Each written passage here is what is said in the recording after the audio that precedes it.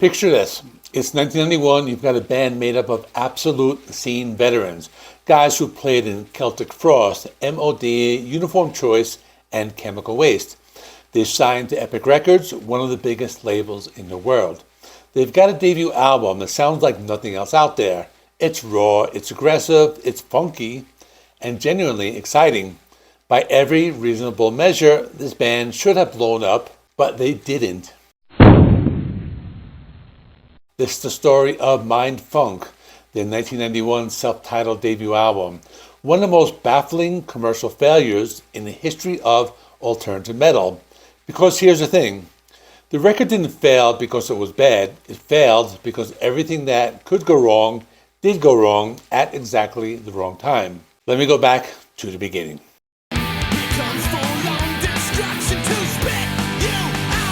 Mind Funk formed in the late 1980s in New Jersey, and from the jump, their lineup read like a who's who of underground metal credibility.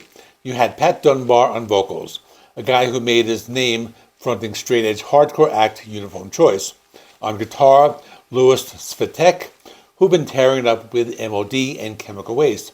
Holding down the low end, bassist John Monte, also out of MOD, behind the kit, and this is where things get really interesting, Reed St. Mark, the drummer from Swiss extreme metal legends Celtic Frost.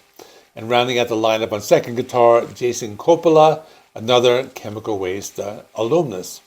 On paper, this is a hardcore and metal supergroup. In practice, they were something weirder and more interesting than that. They originally called themselves Mind Fuck, a name that tells you everything about the band's attitude. Provocative, confrontational, uncompromising, but Sony and Epic Records had other ideas. If you wanted major label distribution, you needed a name that wouldn't get you banned from every radio station in America. So Mind Fuck became Mind Funk, a nod, however slight, to the funky grooves bubbling underneath all that aggression. And the tension between their brutal instincts and their genuine groove is exactly what makes the debut album so fascinating.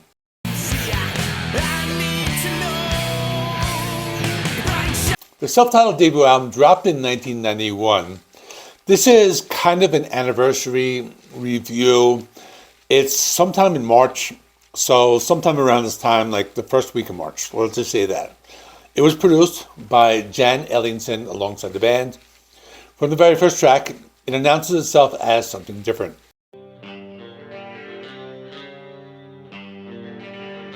Sugar Ain't So Sweet kicks down the door with a dual guitar solo, Reed St. Mark's thundering drums and Pat Dunbar's howling about street life addiction and desperate romance.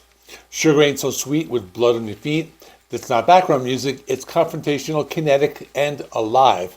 What made Mind Funk genuinely special was the way they fused sounds that had no business sitting next to each other. You had the hardcore punk fury of Uniform Choice and MOD colliding with the extreme metal DNA of Celtic Frost. On top of that, they were layering in wad-drenched funk guitars, cowbell accents, and groove-heavy bass lines and nodded toward the early Red Hot Chili Peppers. The production leaned into gargantuan riffs while still letting the rhythmic playfulness breathe. Critics who caught it at the time reached for comparisons like Faith No More or early Tesla, bands that were similarly genre-bending and hard to categorize. There's a song called Sister Blue that runs almost 6 minutes.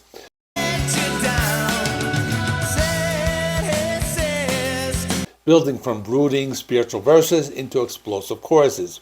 Dunbar's voice shifts from raw punk shout to something almost devotional. Sister Moon, keep a shining on. Sister Blue, I won't let you down. It's the kind of track that rewards multiple listens, that reveals new layers. It is, by any honest measure, a great song. But great songs don't guarantee success. And in 1991, the deck was stacked against Mind Funk in ways that had very little to do with the quality of their music.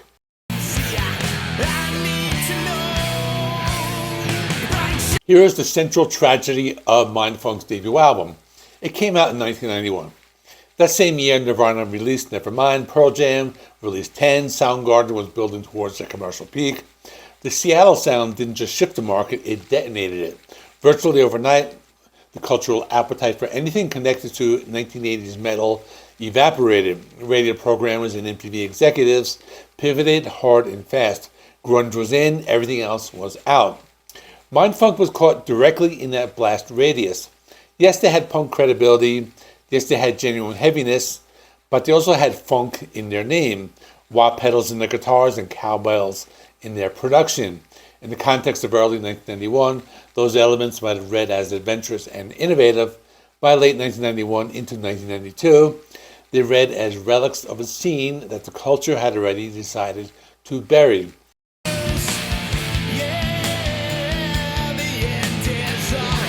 Think the kind of scene that was gestating around bands blending hardcore aggression with Red Hot Chili Peppers style groove.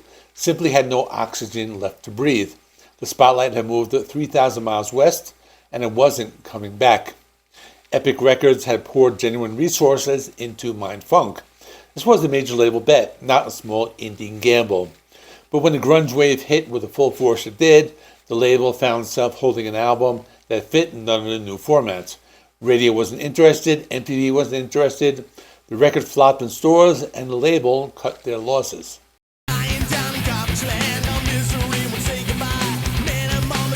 But you can't lay all of this at the feet of bad timing, because even if the market had been kinder, Mindfunk was already fracturing from within.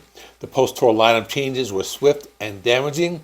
Reed St. Mark, the Celtic Frost veteran, whose thunderous drumming was a cornerstone of the album's sound, departed. Jason Coppola, the second guitarist who had helped build those dual guitar arrangements, was gone too. The reasons, as these things usually are, were a combination of creative friction and personal tensions.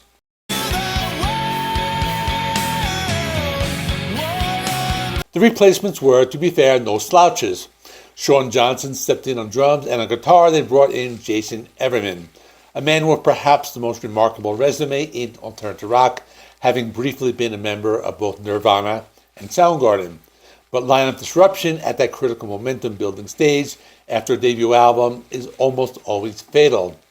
There was no second single push, no sustained touring cycle to build a fan base, no opportunity for the record to find its audience through word of mouth over time.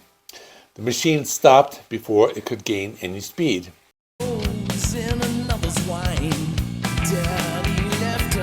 It's worth asking, was there a version of the story where Mindfunk breaks through? Probably not in the early 90s, and here's why. The problem wasn't just timing. It wasn't just internal chaos.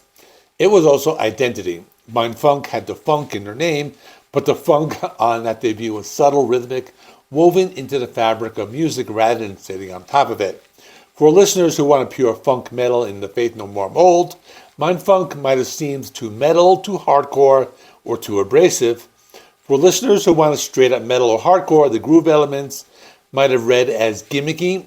They existed in this genuinely excited middle ground, but middle grounds are dangerous territory commercially. You risk appealing deeply to nobody rather than broadly to everybody.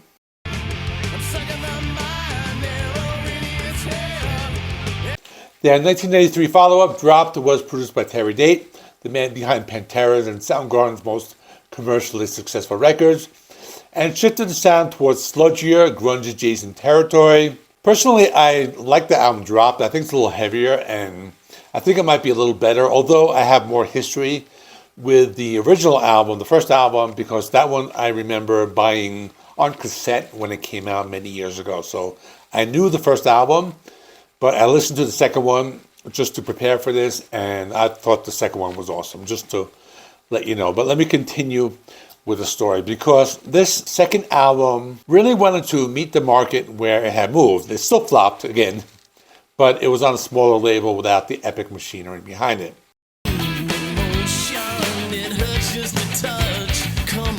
So why am I talking about Mindfunk in 2026, other than the fact that I had it on my list for my anniversaries? But I think it's important.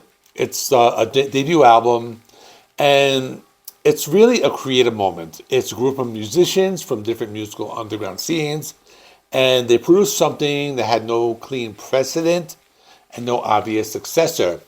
It captured the chaotic energy of a music scene in transition, where hardcore metal and funk and punk were all smashing into each other, and nobody quite knew what was going to emerge from the wreckage. The 1991 Mindfunk album didn't fail because it was confused or half-formed. It failed because it was too early, too raw, and too honest for a major label system that needed a cleaner narrative to sell. It failed because of a tidal wave hit at exactly the wrong moment. It failed because the people who made it couldn't hold the lineup together long enough to let word of mouth do its slow, necessary work. But it did not fail because it wasn't good. Sister Blue, still a great song. I really love the guitar solo played on the acoustic guitar. You definitely need to check that out. Sugar Ain't So Sweet, still hits, really great song. And the album sounds dangerous in the best possible way. Sometimes the record finds its audience 30 years later, and sometimes that's exactly when it deserves to. If you've never heard of Mindfunk's debut, go listen to it. You might wonder, like I did, how on earth did this one slip through the cracks? And that's the story of Mindfunk, a band that deserved better from the world they were born into. If this kind of deep dive is your thing, I put together a playlist exploring the most overlooked and underrated albums of the 90s. Mindfunk is in the 1991 episode. I did this short podcast series about 3 years ago, so you can check it out, and you can find it right there. And please like the video, and it helps me with the YouTube algorithm and all that good stuff, and ring the bell for notifications. I'll see you in the next one.